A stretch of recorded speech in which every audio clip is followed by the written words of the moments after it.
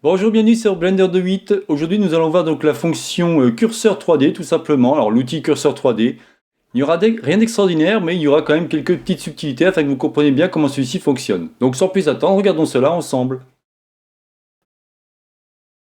Ok, donc nous voici sur Blender, toujours avec la version 2.80.75, c'est-à-dire celle qui est stable. Donc, comme je disais, cette fois-ci, on va vérifier un peu, ou on va voir ce qu'on appelle le curseur 3D.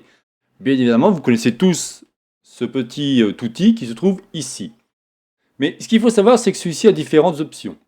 Alors, si je clique ici, par exemple, je vais pouvoir donc sélectionner mon élément. Donc, vous savez que si je fais Shift A, je vais pouvoir récupérer, par exemple, on va tout simplement, mettons, ajouter une sphère. Vous voyez, automatiquement, celui-ci s'est positionné par rapport à mon curseur 3D. C'est sa première fonction. Alors, pour mettre en fin de compte le curseur 3D au centre du monde, vous faites tout simplement Shift C. Ça, c'est le premier élément.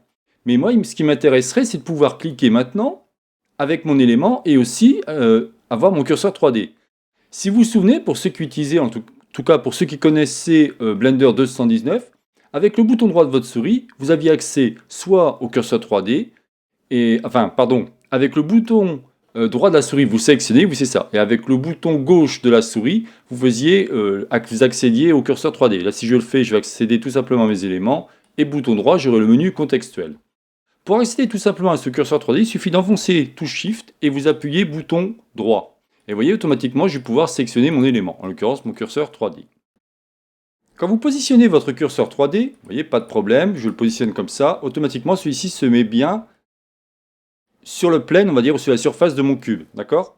Mais parce que je suis en mode orthogonal. Si par contre je fais ça, regardez, je fais comme ça, là, on voit qu'il n'est pas centré correctement. En fin de compte, il y a des options, alors ça ne se verra pas trop ici, mais si je fais comme ça, par exemple, je mets comme ça. Alors je me demande si l'option ne s'est pas remise. Non. Ici, vous avez une option intéressante, ça s'appelle ici Surface Project. En fin de compte, vous allez bien projeter votre élément, pour être sûr, hein, si vous faites ça, je vais pouvoir projeter vraiment à la surface. Et si par exemple je fais Shift A pour ajouter un élément, on va dire par exemple un plane, vous voyez, celui-ci sera bien collé au-dessus de mon cube. Donc c'est exactement ce que je voulais. Après, je fais par exemple un E pour extruder, et je peux déjà commencer à faire quelque chose. Et là, je suis sûr que celui-ci est bien positionné. Alors, c'est une vidéo assez simple, hein, c'est vraiment pour débutants, mais il me semblait important de vous expliquer un peu comment fonctionnait le curseur 3D pour ceux qui ne savaient pas ou qui n'avaient pas trouvé l'astuce. Autre chose aussi, si vous faites Shift S, vous accédez à différents éléments. Vous voyez, on a ici sélection to cursor kit offset. Alors, offset, ça veut tout simplement dire le décalage, hein, donc gardez le décalage. Le curseur to la grille, le curseur to le monde, le world origin, c'est-à-dire le monde original, tout simplement. Hein, c'est tout simplement le centre de mon monde. Ensuite, ici, vous avez curseur to select, curseur to active, sélection to grille et sélection to active. Bon, bah là, vous l'aurez compris, il n'y a rien d'extraordinaire. Hein. Maintenant que vous savez ce que c'est qu'une grille, ce qu'on appelle aussi la sélection active, le Word origine, vous savez ce que c'est, le curseur, vous savez ce que c'est, ben, il suffit de lire et vous comprenez de suite à quoi ça correspond.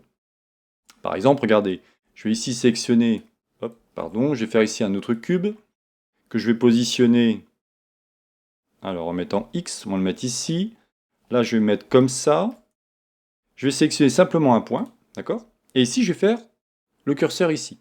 Donc, j'ai sélectionné mon élément. Je fais donc Shift S et je dis curseur to active. Et vous avez compris, ce curseur va se déplacer tout simplement ici. Pour ceux qui, par hasard, le curseur ne les intéresserait plus, ils ne veulent plus voir le curseur, ils savent que quand ils appuient comme ça, automatiquement, quand ils font ça avec Shift enfoncé, automatiquement le curseur se déplace. Vous allez ici, et ici, vous avez un petit bouton qui s'appelle 3D Curseur. Vous le désactivez et maintenant, vous êtes sûr de... Celui-ci n'apparaîtra pas. Donc si je le mets en mode orthogonal, je dis pardon, je vais être ici. Je suis encore... Hop, voilà. Je fais Shift A, je vais mettre un cube, automatiquement, il va se placer au bon endroit. Voilà, donc c'était donc la chaîne Ça va pour tous, réalisée par Jean-Michel. Si vous avez aimé cette vidéo, n'oubliez pas de liker et tout simplement vous abonner à ma chaîne. N'hésitez pas à me faire des commentaires, je me ferai un plaisir de vous répondre. Je vous souhaite une bonne journée et à la prochaine vidéo. Bye bye.